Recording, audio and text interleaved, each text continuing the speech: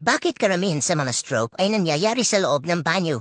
Bakit nga ba? Dahil kapag naliligo tayo, una nating binabasa ang ating gulo na hindi dapat sana. Mali itong paraan. Kapag binabasa natin ang ating gulo una, ang dugo biglang tataas at maaaring ito ay makabara sa mga ugat sa ating gulo. Ang resulta, stroke at posibleng kamatayan. Ayon sa mga eksperto, kailangan sundin ang tamang paraan ng pagligo upang maiwasan ito. Dahil ang sirkulasyon ng dugo ay nagbabago sa tamang temperatura ng ating katawan, lalo itong nagpapabilis sa temperatura ng paliguan. Ayon sa mga doktor, kapag unang binabasa ang gulo, tumasadad ang dugo.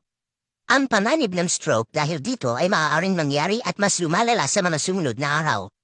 Ano nga ba ang tamang paraan ng pagligo? Una nating binabasa ang paa, saka unti-unti itong itinaas patungo sa paa, tiyan, saka sa leeg. Mas mabuti kung umiinom tayo ng isang basong tubig bago maligo o ilalagay ang tubig sa bibig bago basahin ang ulo. Ang parang ito ay dapat sundan lalo na kung may alta presyon